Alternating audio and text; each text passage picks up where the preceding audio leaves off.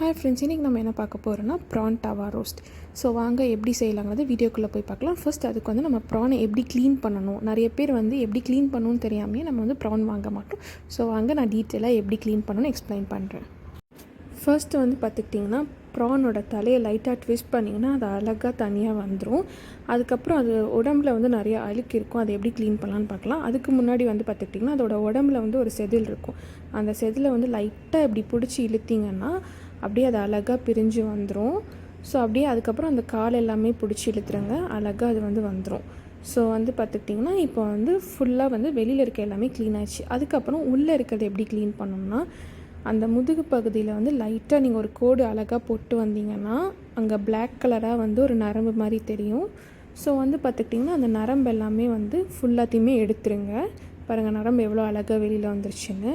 அதே மாதிரி பார்த்துக்கிட்டிங்கன்னா அதோட வயிற்று பகுதியிலையும் வந்து பார்த்துக்கிட்டிங்கன்னா ஒரு நரம்பு மாதிரி இருக்கும். அதையும் அழகாக ஒரு கீறல் போட்டு நீங்கள் வந்து பார்த்துக்கிட்டிங்கன்னா அந்த ஒயிட் கலரில் தெரியும், அதையும் ஃபுல்லாக ரிமூவ் பண்ணிடுங்க. இதே மாதிரி மற்ற எல்லா ப்ரான்ஸையுமே வந்து அழகாக க்ளீன் பண்ணிவிட்டு ஒரு பவுலில் வந்து மாற்றி வச்சிடலாம்.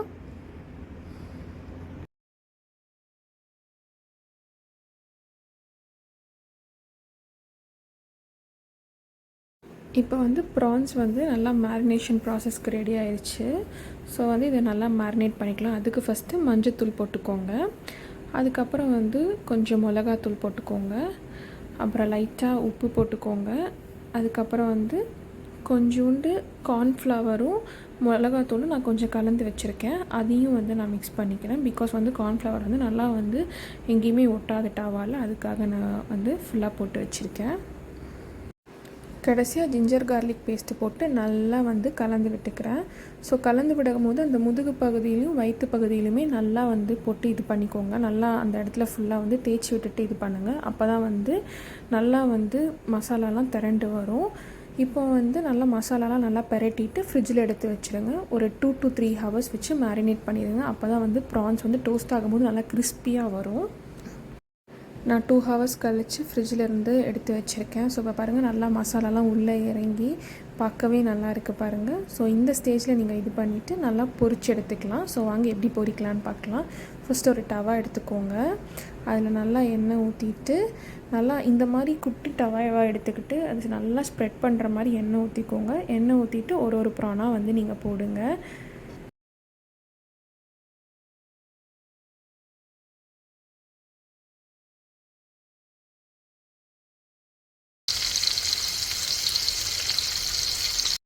போட்டுட்டு அப்படியே ஒரு 5 minutes விட்டுருங்க. அதுக்கப்புறம் திருப்பி போடுங்க.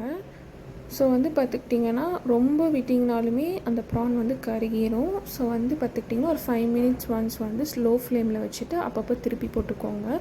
ஸோ திருப்பி போட்டுட்டு நல்லா வந்து உள்ளே இருக்கிற இதெல்லாம் வெந்து வர வரைக்கும் வெயிட் பண்ணுங்கள். இப்போ ப்ரான் வந்து நல்லா உள்ளே வெந்துருச்சு.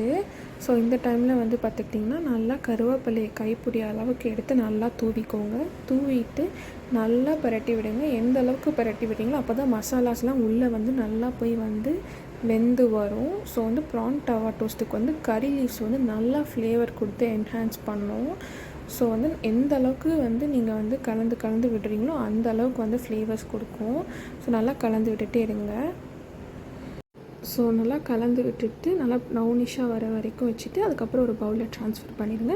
ட்ரான்ஸ்ஃபர் பண்ணிவிட்டு உடனே லைட்டாக லைமை வந்து புழிஞ்சு விட்டிங்கன்னா அதோடய டேஸ்ட்டை வந்து நல்லா என்ஹான்ஸ் பண்ணி கொடுக்கும். ஸோ லைமை புழிஞ்சு விட்டுட்டு நல்லா ஒரு கலக்கி விட்டுட்டு அப்படியே விட்டுருங்க. அதுக்கப்புறம் இது ஃபுட்டோட சர்வ் பண்ணிங்கன்னா நல்லா ரைஸு ரசமெல்லாம் வச்சு சர்வ் பண்ணிங்கன்னா அவ்வளோ அட்டகாசமாக இருக்குங்க. ட்ரை பண்ணிவிட்டு எப்படி இருக்குன்னு சொல்லுங்கள். தேங்க்யூ ஃபார் வாட்சிங்.